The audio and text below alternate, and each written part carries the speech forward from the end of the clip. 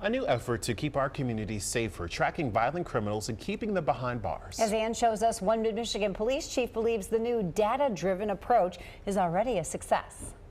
Mapping crimes and the criminals they believe committed them. But what we're trying to do now that's different is communicate across borders. Genesee County Prosecutor David Layton is working to cut down on crime in all communities. He's targeting and removing the people he calls crime drivers. And if we can remove them, we can make communities safer. To do so, he created the Crime Strategy Unit. We're seeing where the crime drivers are, where those individuals who are causing crime are causing other people to commit crimes, and we're focused on those areas of our community. How? Using data.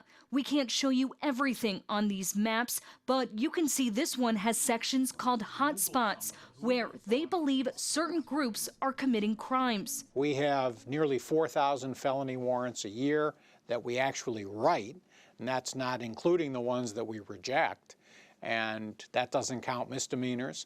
We have 2,000 abuse and neglect cases. So we have to be more efficient. This is a way to be more efficient. The information comes from the police departments. Police make arrests, they enter data.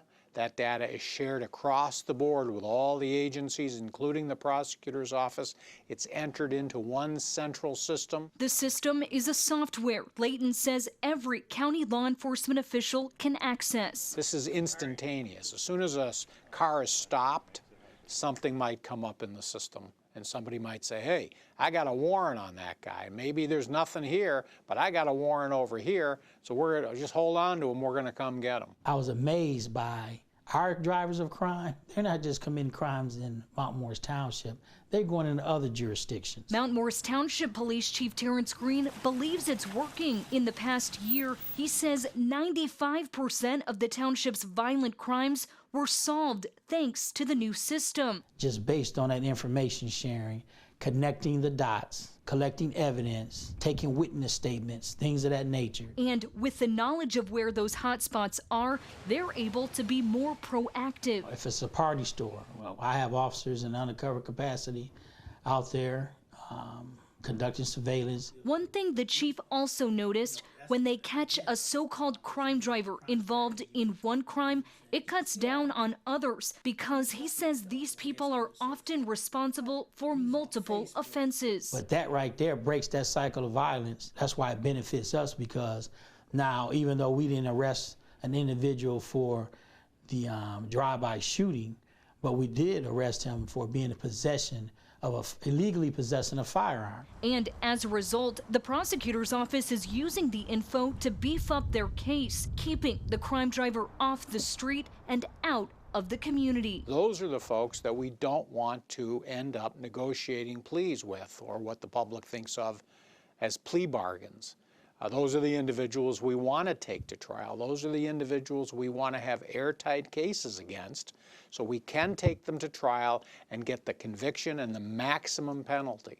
That's the goal of the program. Right now, only the Flint and Mount Morris Township Police Departments have the software. Layton is making his way around their communities to let people know the impact it's making. But not everyone is on board. And the reason why you join the gang is because of a lack of love, looking for family support. Leon El Alamin believes there's a different way to tackle crime. He wants to stop people from going down that path in the first place. And that's where the community center, that's where the mentors, that's where the good schools and things like that can fill in and be safety nets. When you take away these social safety nets, this is the end result, and now we're at a crisis with it. El Alamin says those resources were never made available to him when he was young. He spent 7 years in prison for drug and gun charges. But now he's created the MAID Institute in Flint, a nonprofit working to rehabilitate and provide opportunities to at-risk kids and those returning from prison. He says rather than stepping up patrols,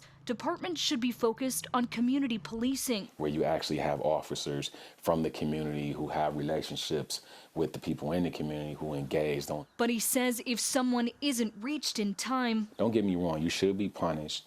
If you commit a crime, you get caught, and the punishment should fit the crime. But he wants to make it clear everyone deserves and should have a second chance. Really, anyone can be rehabilitated if the proper resources and the will is there.